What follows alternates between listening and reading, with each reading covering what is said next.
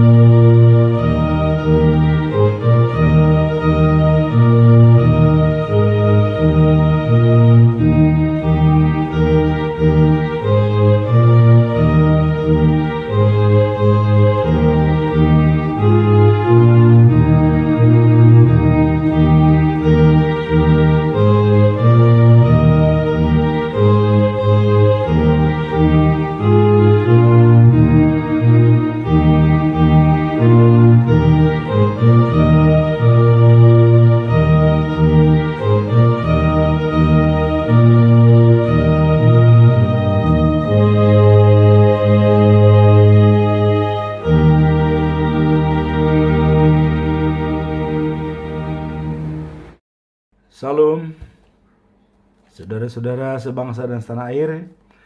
Kembali kita di channel YouTube TBKK Jupiter Tinambunan.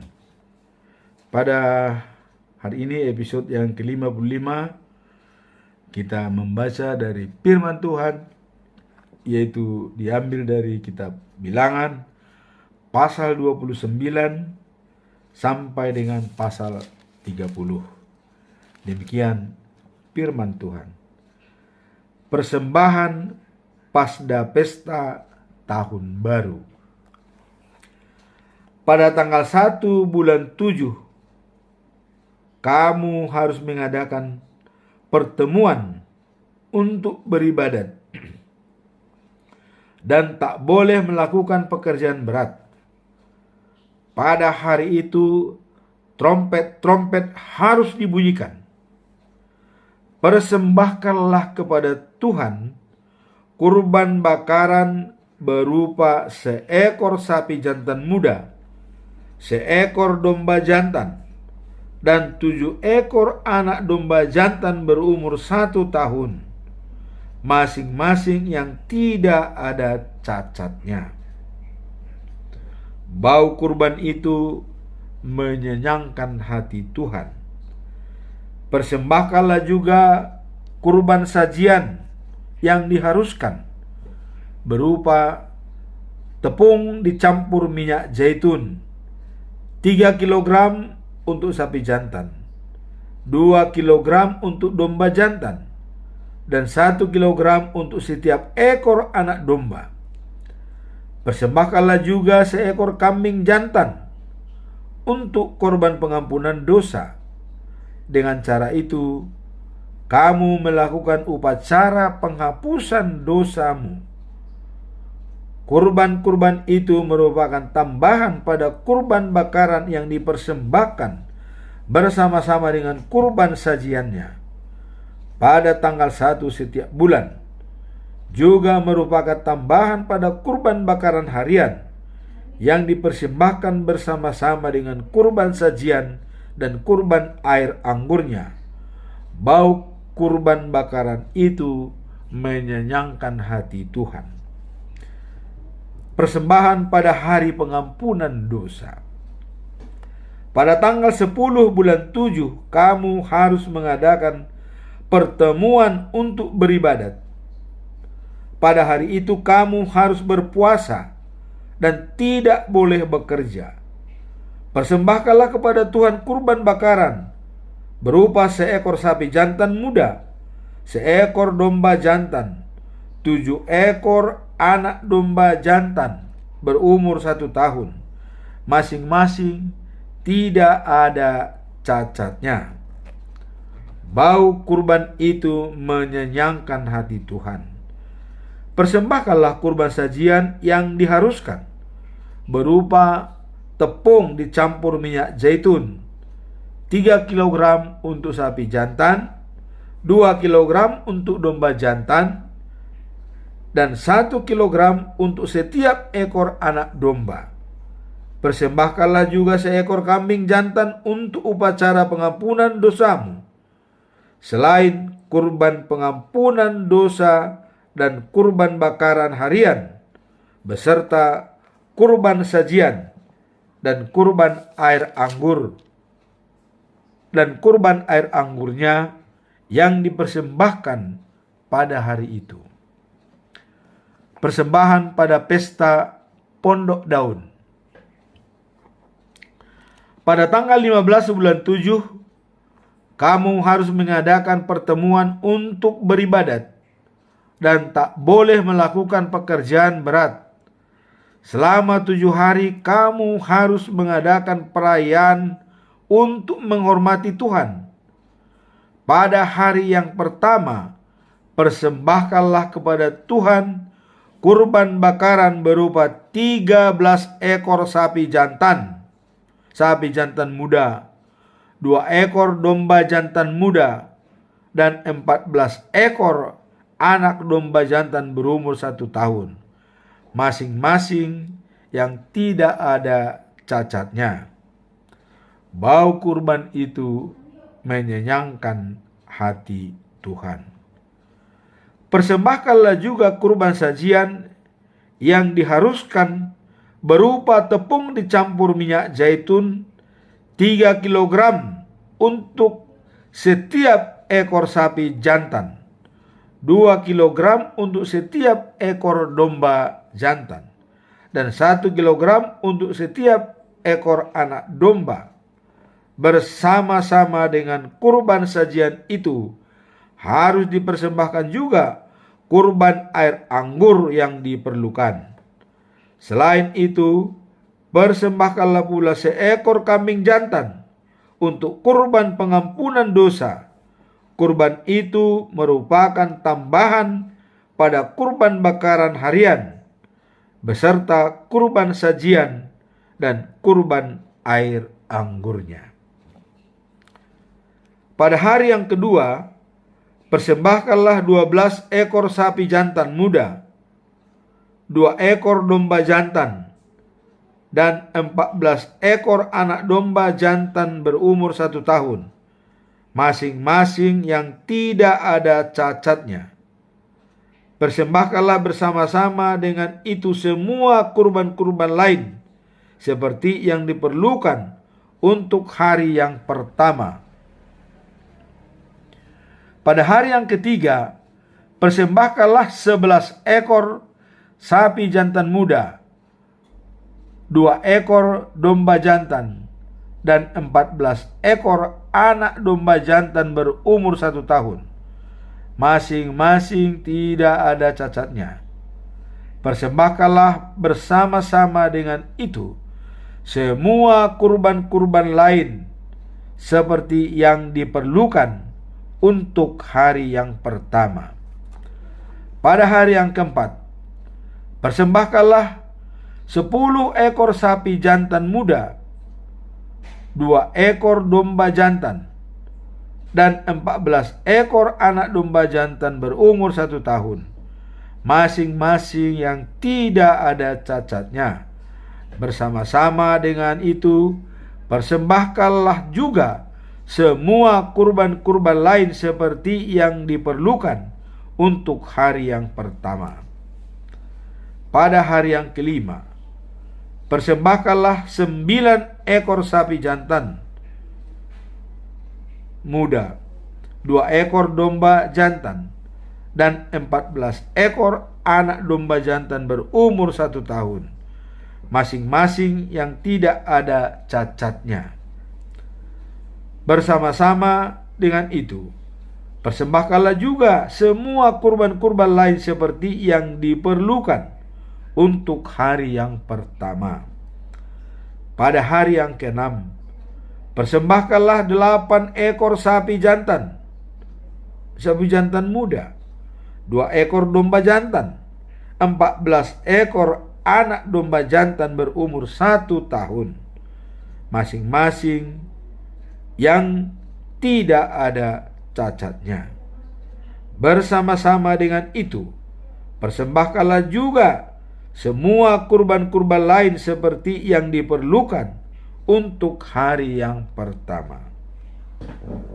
Pada hari yang ketujuh, persembahkanlah 7 ekor sapi jantan muda, 2 ekor domba jantan, 14 ekor anak domba jantan berumur 1 tahun, masing-masing yang tidak ada cacatnya. Bersama-sama dengan itu, persembahkanlah juga semua kurban-kurban lain seperti yang diperlukan untuk hari yang pertama. Pada hari yang ke-8, kamu harus mengadakan pertemuan untuk beribadat dan tak boleh melakukan pekerjaan berat.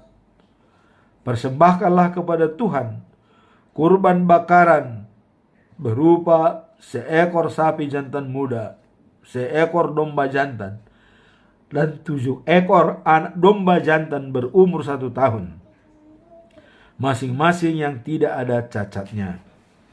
Bau kurban itu menyenangkan hati Tuhan. Bersama-sama dengan itu, persembahkanlah juga semua kurban-kurban lain seperti yang diperlukan untuk hari yang pertama.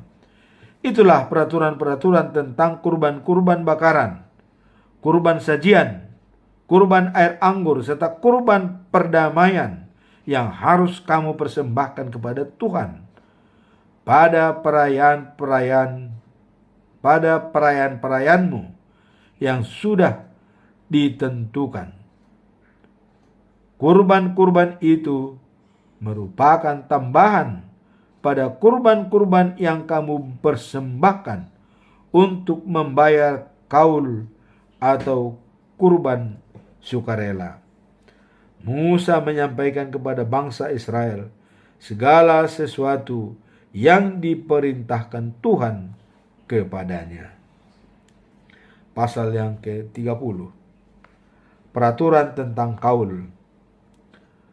Musa memberikan peraturan-peraturan itu kepada para pemimpin suku-suku bangsa Israel. Apabila seorang laki-laki berkaul atau mengucapkan janji dengan sumpah kepada Tuhan, sehingga ia mengikat dirinya pada suatu janji, ia harus melakukan apa yang dijanjikannya itu dan tak boleh mengingkari perkataannya.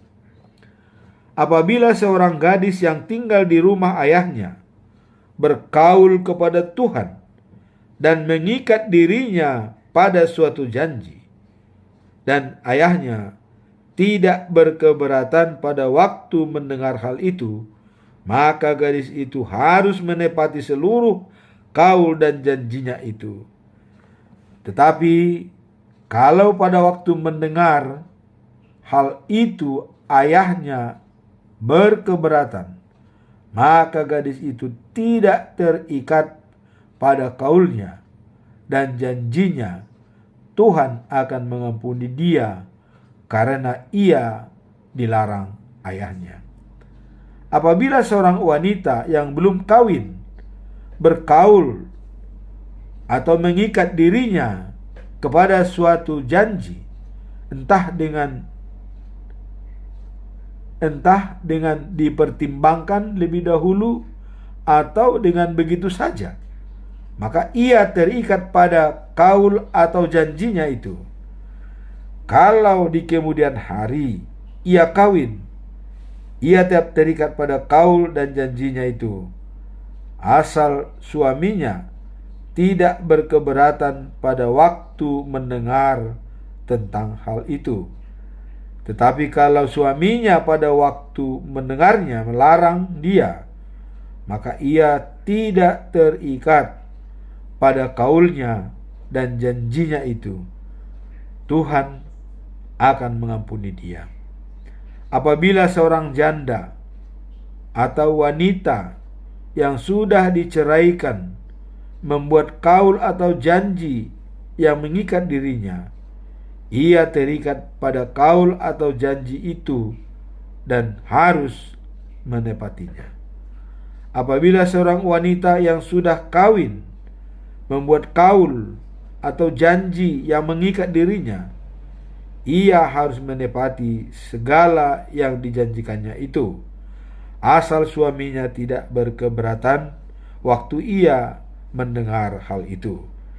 Tetapi kalau pada waktu mendengar hal itu suaminya melarang dia, maka wanita itu tidak terikat lagi pada kaul atau janjinya.